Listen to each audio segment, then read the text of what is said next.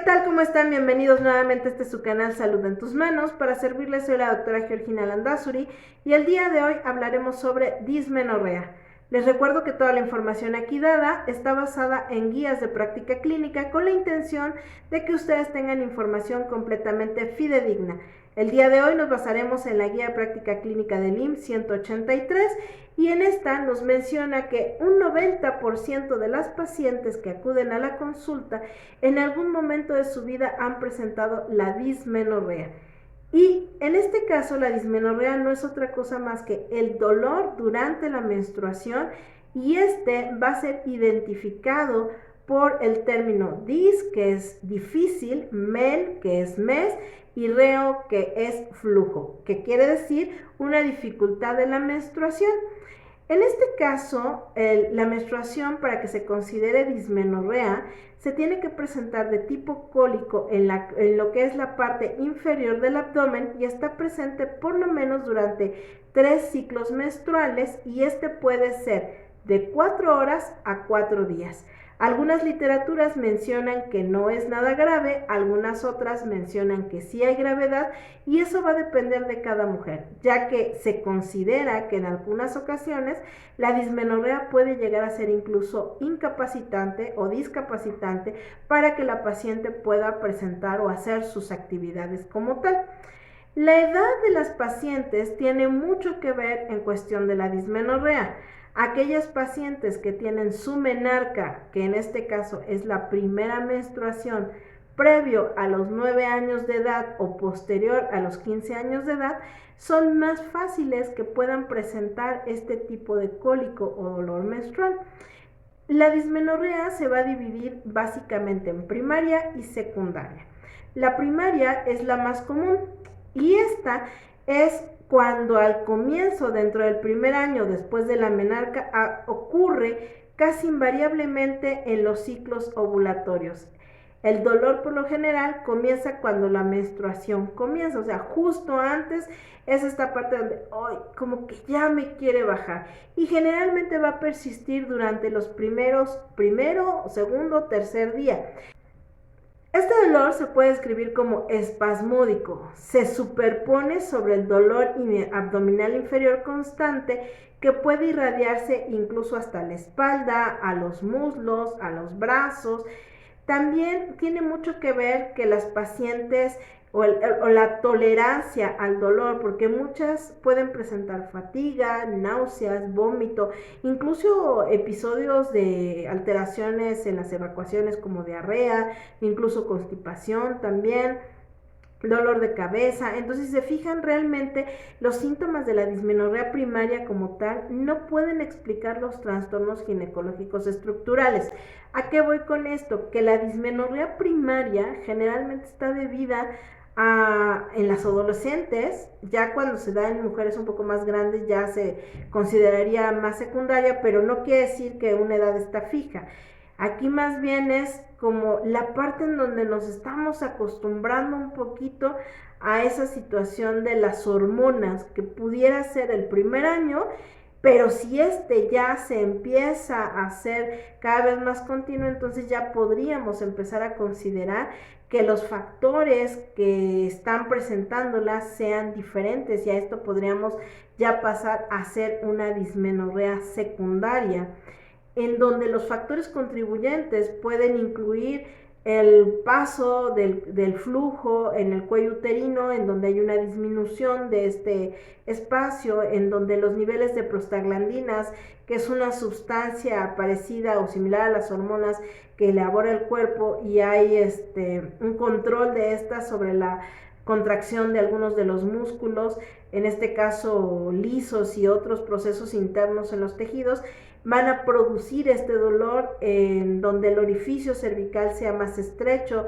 la posición del útero puede ser anormal, la falta de ejercicio, la ansiedad por que se vaya a presentar la menstruación, van a incrementar esto y podría todavía llamarse primaria siempre y cuando no haya una alteración estructural como tal.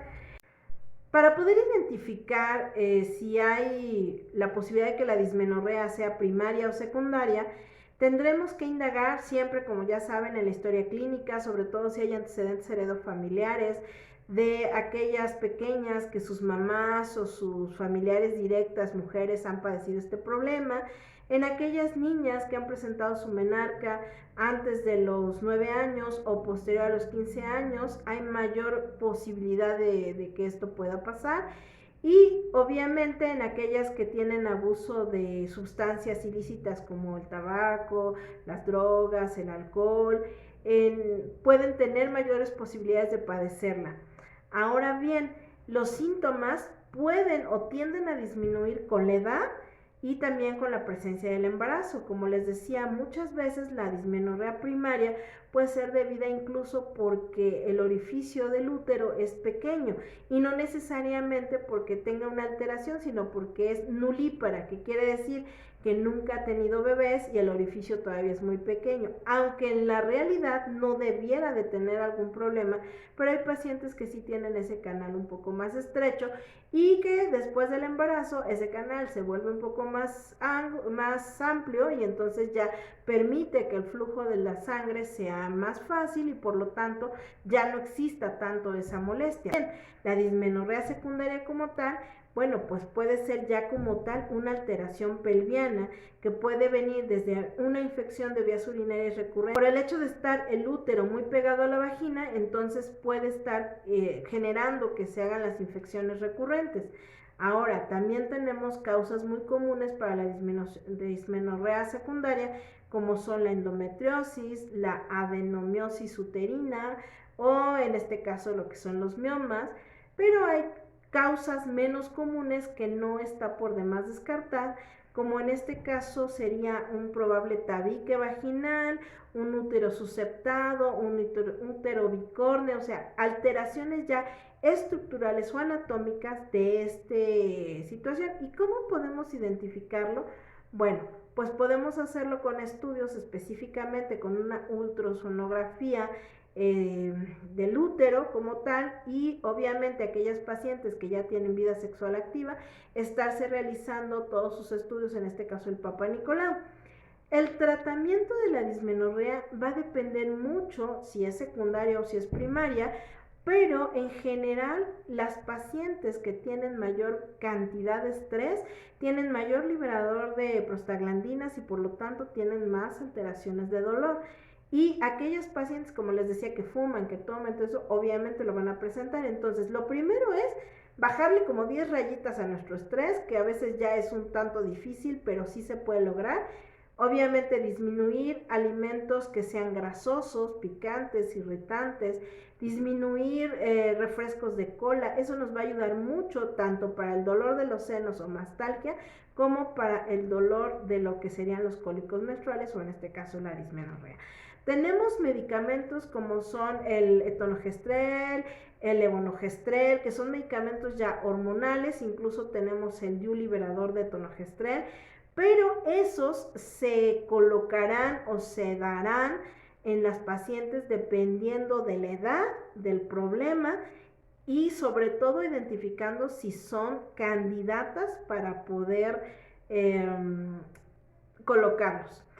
Aquí, en aquellas pacientes que han padecido enfermedades de transmisión sexual y que han sido sometidas a una electrocirugía, en este caso cervical, también tienen la posibilidad de padecer este tipo de problemas.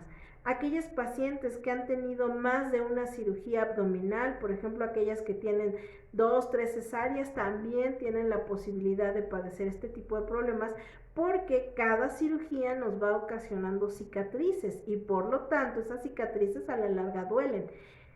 Y estas se van a incrementar cuando hay una inflamación debido al periodo menstrual.